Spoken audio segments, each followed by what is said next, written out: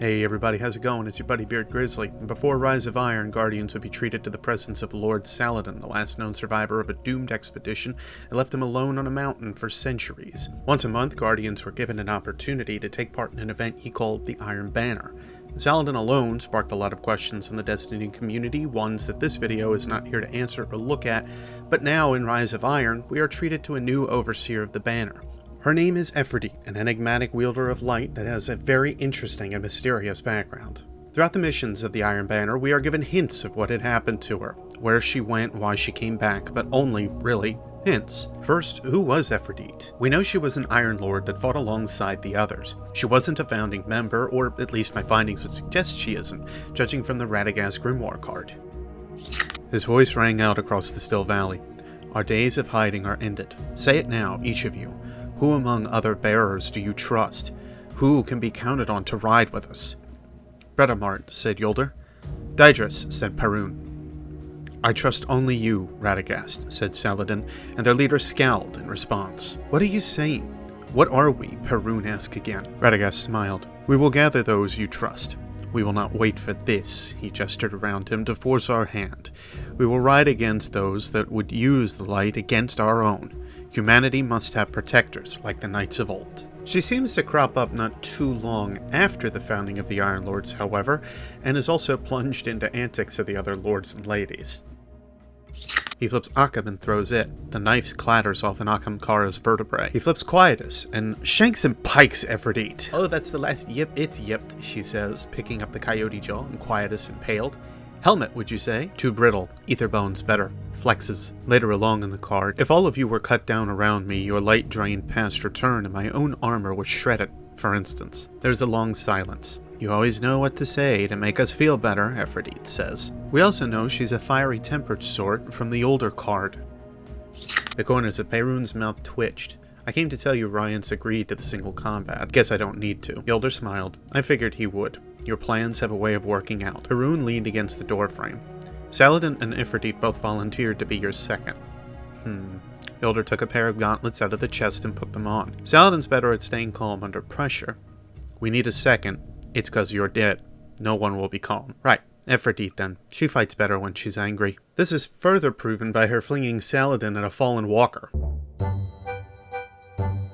Yep, that's a thing. Anyway, most of the others seem to have their tempers flare up as well, but being that these are the founders of the Guardians with no real order at all, I can't exactly blame them. Anyway, Efrideet seemingly disappears after some time, however, and it seems a good bit before the events of the Siva outbreak take place. This would be a lot easier if you all had run your names by me before you got 'em. Scory puts the pen in her teeth and crumples up a piece of paper. It joins dozens of others on the floor, keeps muttering to herself. Fellwinter, Radagast, Gillian, hell, even Efrideet. Not that she's likely to get a verse now. Haven't seen her in weeks anyway. Bunch of dactyls, all of you. If you've read these cards already, then you know not all was going very well with the Iron Lords. But today is only about Efrideet. As Kyra puts it, Efrideet is open to talk about any topic, just not the one involving her disappearance and self-exile to the outer rim of the galaxy. In case you weren't able to attend Iron Banner, or you ended up just skipping through a lot of the quest dialogue, I figured we'd go ahead and take a look at that here real quick. This is the first thing you'll get from Saladin. In pursuit of light, find the new Iron Banner vendor. Iron Banner tournament returns, but this time another will guide you in my place, Lady Efrideet. When last we parted centuries ago, I thought I would never see her again, but I will let her tell you that story. The first time you approach Efrideet, this is the first thing that'll pop up. I am Efrideet. Once I was an Iron Lord. Then, after many years of searching, I found other ways to serve the light. Now I have returned to fulfill my oath I made long ago. You are here to compete in the Iron Banner, yes? Light is the most powerful weapon in a Guardian's arsenal, and there is no better place to hone it than in the Iron Banner. Upon reaching rank 1, she goes into a little detail on the story behind where she went. Do you feel your light is stronger now? Remember, light is so much more than just a weapon. It took stepping away from war and many long, difficult years for me to learn that. Now I have a whole family of guardians in the outer system who believe the same. And before you ask, no, I won't tell you who they are or where. I chose to return. I cannot risk someone forcing that choice upon the others. Upon reaching rank 4, she says, Saladin couldn't have done it better, but you didn't hear that from me. It is good to be back here. I miss this place every day that I was away, though now I miss my other family in the outer system. Some of them would disapprove of me returning here, but I knew I needed this. I needed to stand beneath the Iron Banner once more. Time in the Outer Rim, managing different ways to work with her light. Shiro even comments on this, saying there have been reports, but can't believe that anyone could hide out this long. Though we don't know the exact hardships that these outsiders might face, we have been told that Efrideet and Guardians in the Outer Rim try to use their light in other ways, not for violence. Might explain why she has a yellow hammer in her belt instead of a knife or other traditional weapon. Insert obvious joke about nailing things here. I have standards. Sometimes. As characters are typical to do, they'll have some voice lines while they're around. I wanted to read off a couple of the lines that I found that were interesting. The Traveler's gifts extend far beyond just weapons. Saladin hasn't asked me where I was all those years. Some advice, Guardian. Treasure your ghost. I'm only alive today because my ghost never gave up on me, and there were times she had reason to. Light is far more than a weapon. I learned that the hard way. A thought, if I may? The Iron Lords thought we could use our strength to bring peace. Saladin still believes this. But perhaps a peace born from violence is no peace at all. I do not know if Saladin will ever forgive me, but I hope he is able to forgive himself. The last three passages in particular really lead to that whole idea that Efrideet has become a pacifist and really believes that there are other ways to use light. It also furthers my point in alluding that maybe she did leave before the Siva conflict actually began. The Outer Rim itself, however, could give these Guardians quite a lot of cover that they may need, but let's discern a few pieces of information and make a connection to where these holdouts might be. Ladies and gentlemen, this is space! More particularly, this area of space lined in red is theorized as the Kuiper Belt. This region of space is where it is felt larger space rock planets like Pluto, Haumea, Makemake exist and may have gotten caught up in Sol's sun's gravity. Say that 5 times fast. Further out from that, however, past some interstellar space, is another region known as the Oort Cloud. But how does this all tie in with Efrideet? We're told she was in the outer rim of space. I think we've said that, like 7 times now. And the Oort Cloud is what we today consider the Outer Rim. The cover of thousands of comets could easily be used as a place for holdout Guardians, and we can only speculate what was done on the outer edges of the galaxy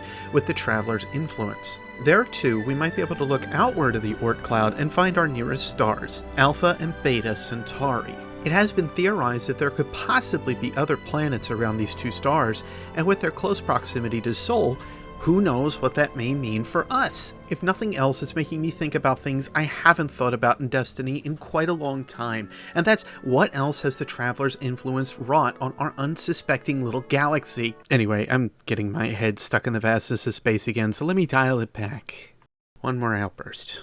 Space is so cool! Okay, I'm better. Distance would be a factor in trying to figure out where the holdouts possibly are, however, and don't even get me started on the approximate place they could actually be in this ring of ice and metal. What's important to note is how deep the Oort Cloud is, as it ranges anywhere from 0.8 to 3.2 light years away from our sun. It also happens to be a sphere around our solar system, which means it's covering us from top to bottom, if the theory is right. Still with me?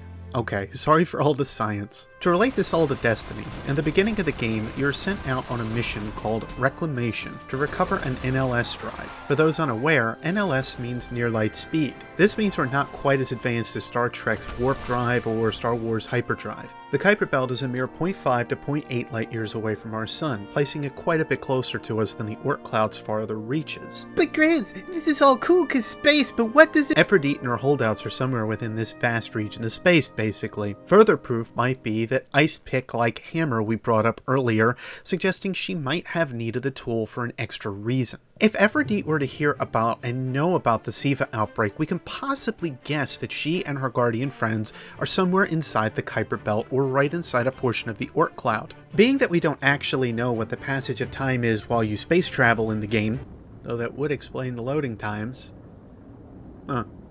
we can at least assume she knew about the Siva outbreak ahead of time, as it seems subspace communication is definitely a thing all over the game. If Saladin sent out a warning or Siva's presence was made known to Efrideet somehow, she could hightail it back to Earth in, say, a couple months given NLS travel. That would also mean no breaks for food or anything else. Efrideet is a plant. She learned how to feed herself with light. Confirmed! This all leads to the final thing that Efrideet tells us, however, upon hitting rank 5. You remind me of, well, a story for another time.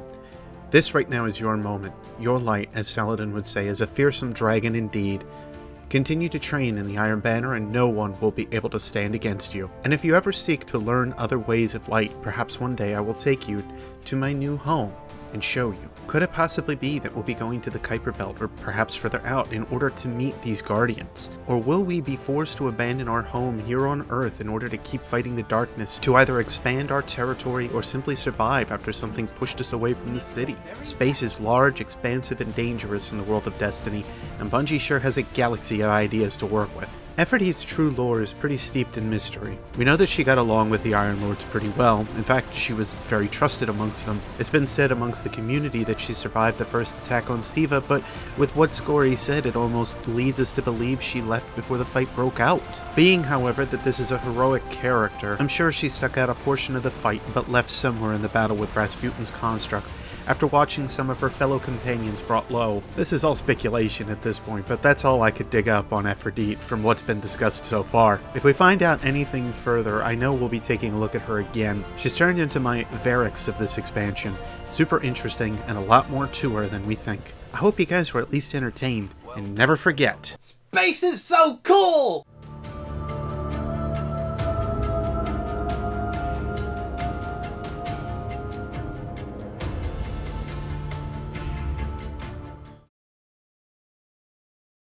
As for Efrideet being the Exo-Stranger, no way. Efrideet was born into the light, and the Exo-Stranger's already confirmed she was not. You totally know you wanted to see this again. Come on, I did good on this.